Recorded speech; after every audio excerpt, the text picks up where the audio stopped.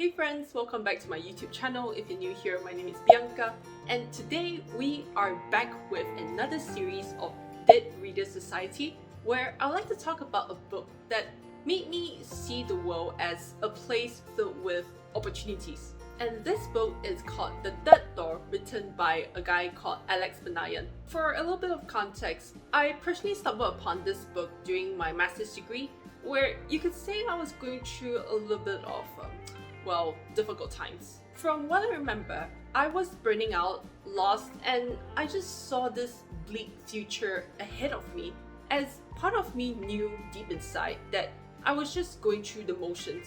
Perhaps part of it was also because I had just spent at least half of my life powering through this achievement-driven education system. And life to me back then just felt like this endless streams of competition where only the best of the best will survive. So by the time I entered the final term for my masters, I burnt out and really needed a new perspective in life. And that's where The Third Door came in. So this best-selling book called The Third Door was basically all about Alex's story when he decided to take this extended leave of absence from USC, or the University of Southern California, after admitting to himself that the doctor path was simply not for him. At 18 years old, he then went on this 7-year quest to uncover the definitive mindsets of exponential growth and success by interviewing some of the most prominent figures in the world. Like think Bill Gates, Maya Angelou, Steve Wozniak, Lady Gaga, and so many others. And he did all of that for one simple reason. At that point in time, there weren't any books that were actually teaching young adults on how they could go from, say, waiting tables at 19 years old like Lady Gaga to securing her first ever record deal.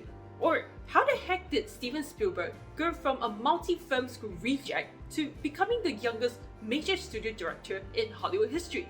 Like, hang on, something doesn't add up. Like, what happened between point A and point B? It's pretty important to know that. But there weren't any resources available to Alex at the age of 18. With that, Alex just simply thought to himself, hey, maybe I should go interview all these people and just write a book sharing everything he learned with the generations to come. And so, he went. Oh, and spoiler alert, he did drop out of university eventually for this project, but let's not focus on that. Overall, The Third Door was actually a pretty fun read in the sense that I just really didn't expect Alex to be bringing us on this really detailed journey. Before I opened this book, I actually thought he would just summarize each of his interviews into separate chapters and just regurgitate them in some sort of, Q&A format. Instead, what I actually got was him spending a great deal of his word count talking about how he went from hitting one brick wall to another just to secure these interviews, and to meeting a lot of interesting people along the way and sharing so openly about the failures and mistakes he had made. Wow. Thank you for your honesty. And put simply, there are just far too many learning points in his story for me to effectively discuss in this video. So I'll do this instead. I thought of sharing with you what my biggest takeaways are and why I personally think they are really important, to me at least. For the rest, do just spend an afternoon to read this book. I can guarantee that it's a pretty worthwhile investment of your time. Let's begin with the most important learning point from this book. There is always more than one way to reach the same goal. And Alex basically attempted to explain this notion through his third door analogy. Life, business, success. It's just like a nightclub. There are always 3 ways in. There's the first door, the main entrance, where 99% of people wait in line hoping to get in. The second door, the VIP entrance, where the billionaires and celebrities slip through. But what no one tells you is that there is always the third door. It's the entrance where you have to jump out of line, run down the alley, bang on the door 100 times, climb over the dumpster, crack open the window, sneak through the kitchen. There is always a way in. Whether it's how Bill Gates sold his first piece of software or how Steven Spielberg became the youngest studio director in Hollywood history, they all took the third door. This paragraph on the book cover in particular was actually the key reason as to why I decided to pick up this book. And one of the notable examples of the third door that he described in his book would be the example that Steven Spielberg took.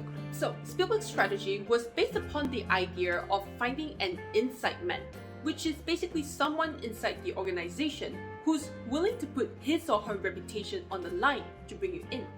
In Spielberg's case, he found his inside man by religiously waiting outside of Universal TV Studio in Hollywood just to network with Hollywood stars and studio executives. After 3 months of befriending industry veterans and learning from them, one guy called Chuck Silvers eventually invited him to present a sample of his work, and the rest is history. Not bad for a guy who was rejected from pretty much all of the film schools he applied to. Not bad. With that, Alex basically replicated his strategy throughout his entire journey. He leveraged his contact at a non-profit organization called Donors Choose to interview Tim Ferriss. He went through a great deal of networking with a bunch of people inside and outside of Microsoft to finally meet Bill Gates. And that includes hacking Berkshire Hathaway's annual shareholders meeting to ask Warren Buffett a question just because he's famously Bill Gates' BFF. He basically did what he had to do, so absolutely no judgment right there. So this brings me to consider, how could we apply the third door concept in our own lives? From how I see it, there's a myriad of ways to do so. Right on the internet, join a community filled with people sharing a common interest with you. Reach out to someone on LinkedIn, post YouTube videos. In short, there are just so many ways for you to expose yourself to such opportunities. All you got to do is to just find signs of a third door and just go for it. This brings me to my next point. Ask sincerely and you shall receive. It took me absolutely ages to internalize this, but I came to realize that in most cases, most people are actually good-natured, and most of us are actually really keen to help others. Let's take one of Alex's story as an example. At some point in his book, Alex actually managed to get this opportunity to spend a day shadowing Tony Hsieh, who is the CEO of this famous online shoe retailer called Zappos. Throughout the day of shadowing the CEO, Alex actually got a few jealous looks from Zappos employees, with one of them even walking up to him and just asking, like, Alex, how the heck did you manage to do that? Like, you don't even work at Zappos at all. And so later in the day, when thanking Tony for his time, Alex just decided to just pop the question, like, hey, thanks for, accommodating me and all that, but why? Why did you even let me do this? And the somewhat funny / ironic part of it was that Tony looked confused for a second, and he just simply answered, well, because he asked for it. So I suppose the moral of the story is that people genuinely want to help. So all you gotta do is to just know what you want, tell the truth, and chances are that they would try to help you at the very least. The same applies to co-emails. If you reach out, someone will eventually reply to you. And I would personally back that statement because that's exactly how I managed to secure at least 2 of my internships. But there is a small catch to it. You gotta be humble. At the beginning of his journey, Alex was actually spending quite a bit of time trying to get a hold of Tim Ferriss, who is famous for his 4-Hour Workweek book. The problem was that Tim wasn't responding. So Alex went on this spree of spamming Tim's inbox at least 10 times a week, ending each of his emails with thanks in advance, which is practically a no-no, especially when you're reaching out to a stranger, and borderline annoying his friend at Donors Choose in the name of persistence. Well, yeah, his persistence did eventually pay off, but Alex did get told off by Tim in the process. Tim basically shared a few words of advice like, if you sense someone getting annoyed, you need to back off. And there's a fine line between being persistent versus being a hassle. So whenever you're reaching out to someone, it's important to be polite and differential. Besides that, Alex was actually nice enough to share a template for emailing busy people. And it goes like this. Dear so-and-so, I know you're really busy and that you get a lot of emails, so this will only take 60 seconds to read. And from there, this is where you talk about who you are, add 1 or 2 lines that establishes your credibility, and following that, this is where you ask your very, very specific question. And to end it, just say, "I totally understand if you're too busy to respond, but even a 1 or 2 line reply would really make my day. All the best, Tim." And by using personalized versions of this template over the rest of his project, Alex actually did a surprisingly good job at getting context to interview the other figures mentioned in his book. So the takeaway from this story is to be direct, be specific, and be mindful of how you present yourself to others. Moving on to my final point, I learned that storytelling can bring you far in life. This learning point struck me when Alex shared about the conversations he had with his mentor, Elliot Bisnow, who is the founder of the Summit series, and prior to that had actually sold his own company, Bisnow Media, to a private equity firm for $50 million in cash 10 years after dropping out from college. One of the most important quotes Elliot shared with Alex was that everyone has experiences in their lives. Some choose to make them into stories, and that may lead you to ask, okay, cool, why should anyone care about that?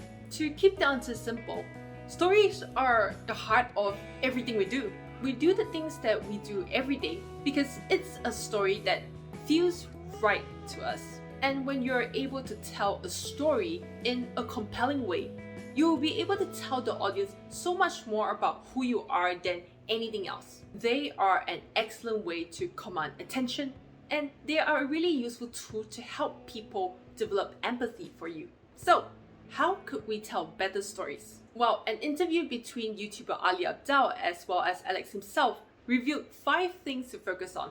Number 1, origin. Talk about how your story began, and the typical winning formula for that is to reveal your struggles and be vulnerable about your backstory. Number 2, share your intention. Talk about why this story is such a big deal.